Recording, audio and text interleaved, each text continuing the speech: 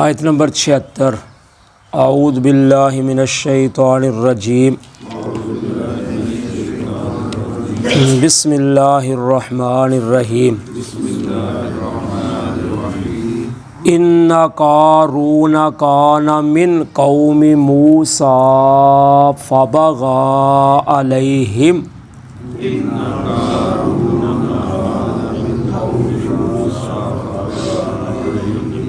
وآتیناہ من الکنوز ما ان مفاتحہ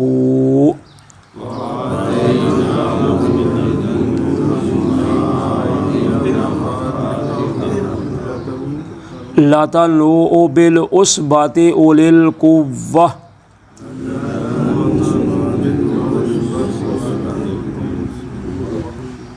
اذ قال له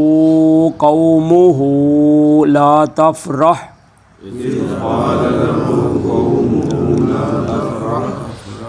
ان اللہ لا يحب الفرحین وابتغ فیما آتاک اللہ الدار الآخرۃ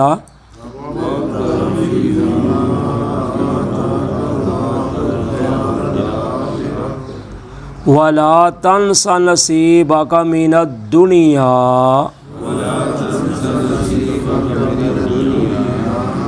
وأحسن کما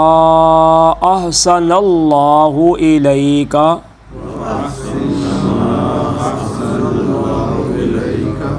ولا تبغ الفساد فی الارض ان اللہ لا يحب المفسدین قال انما اوتیتہ علی علم عندی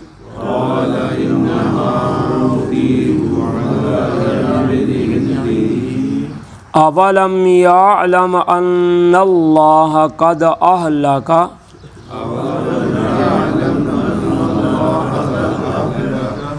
من قبلہ من القرون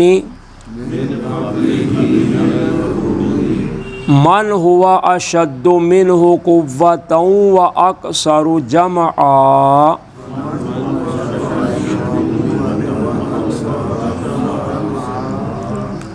ولا يسأل عن ذنوبهم المجرمون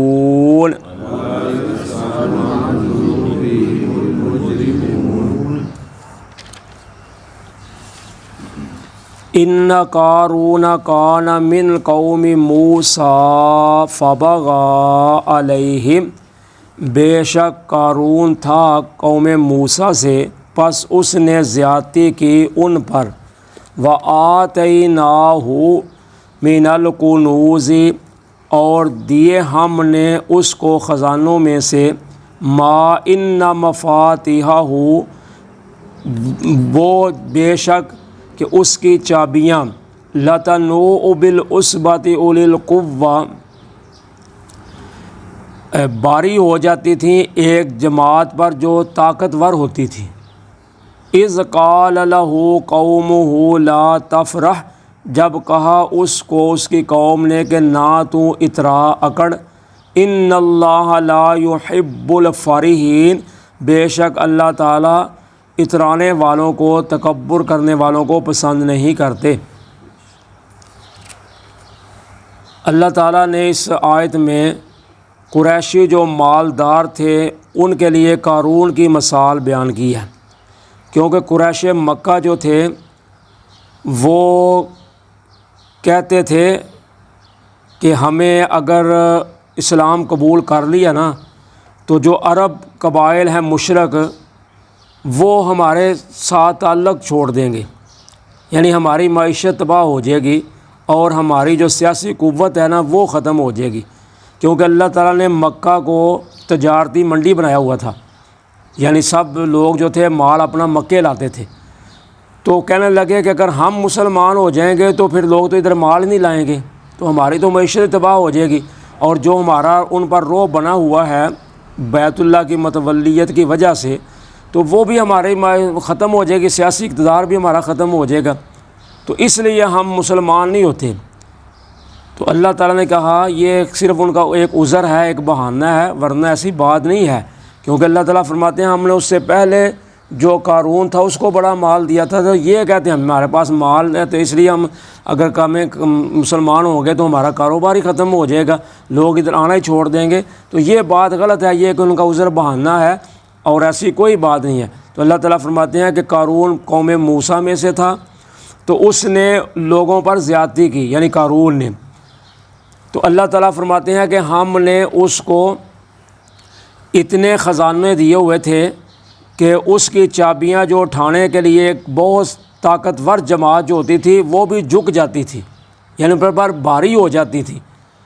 تو اس وجہ سے وہ لوگوں پر ظلم زیادتی کرتا تھا کہ اس کے پاس پیسہ تھا تو پیسے کے بل بوتے پر وہ اکڑتا تھا، جیسے آج بھی لوگ کرتے ہیں کہ پیسے کو وہ سب کچھ سمجھتے ہیں، بس کہ میرے پاس پیسہ ہے، تو لوگوں پر، غریب لوگوں پر، ماڑے لوگوں پر، کمزور لوگوں پر وہ ظلم و زیادتی کرتے ہیں، یا عام کمزور لوگوں کو کچھ سمجھتے ہی نہیں، اپنے پیسے کے گھمنڈ پہ رہتے ہیں۔ تو اللہ تعالیٰ فرماتے ہیں ان قارون نے قوم موسیٰ پر جو تھی ان پر ظلم و زیادتیاں کی، کیونکہ ہم نے اس کو خزانے دیے ہوئے تھے، اتنے خزانے کہ اس کی چابیاں جو تھی نا غلوں کی، خزانوں کی، وہ ایک طاقتور جماعت جو اٹھاتی تھی تو وہ جھک جاتی تھی، جیسے آج بندہ بوجھ زیادہ اٹھا لے تو پھر وہ لڑکھڑاتا ہے، کبھی ادھر گرتا ہے کبھی ادھر گرتا ہے، اور اس کا کمر جو ہے جھک جاتی ہے وزن کی وجہ سے۔ تو اس طرح اللہ تعالیٰ فرماتے ہیں اتنا ہم نے اس کو خزانے دیے ہوئے تھے، اتنی چابیاں تھیں کہ چابیاں اٹھانے والی جماعت جو تھی وہ جھک جاتی تھی۔ تو جب کہا اس کو اس کی قوم نے، جو چند لوگ ویچ اچھے بھی تھے، انہوں نے کہا بھائی تو اس طرح کار اکڑنا،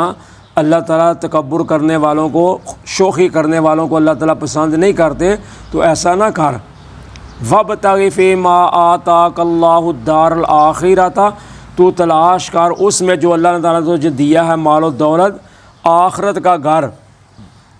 وَلَا تَنْسَ نَصِيبَكَ مِنَ الدُّنْيَا، اور نہ تو بول اپنا حصہ دنیا سے۔ وَأَحْسِنْ كَمَا أَحْسَنَ اللَّهُ إِلَيْكَ،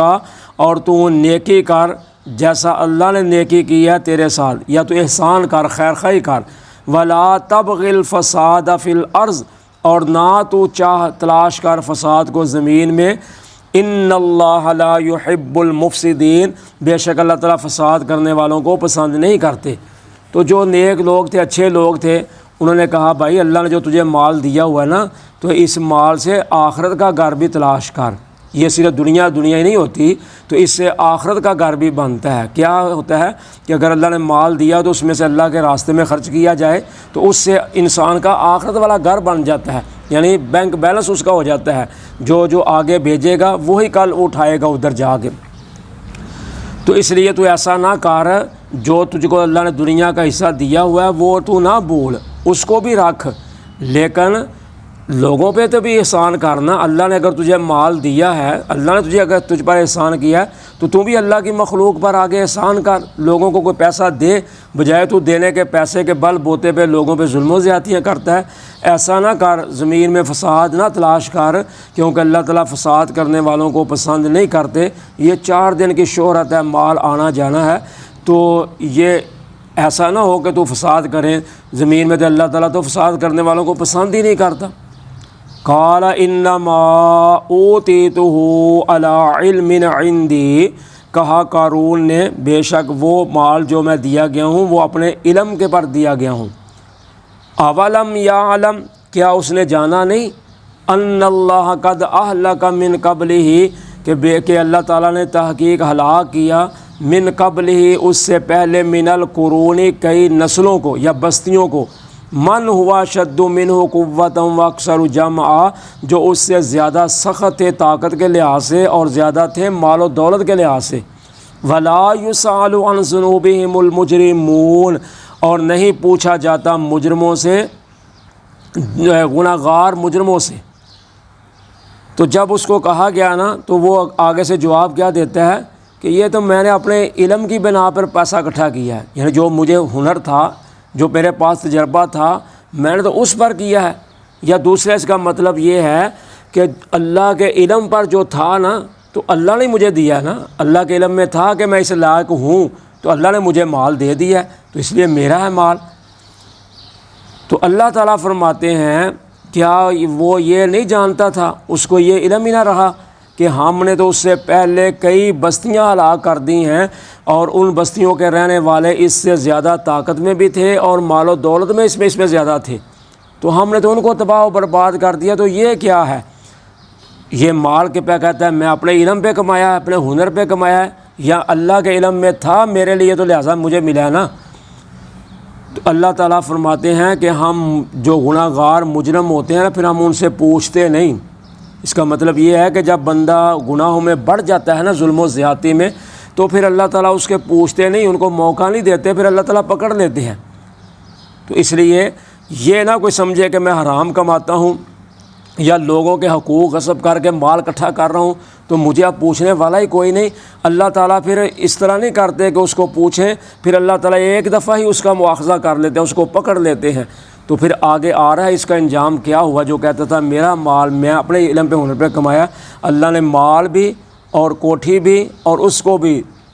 زندہ زمین میں دنسا دیا، اور قیامت تک وہ جا رہا ہے زمین میں۔ وہ انشاءاللہ کل کے سبق میں آئے گا۔ جزاکم اللہ خیرہ۔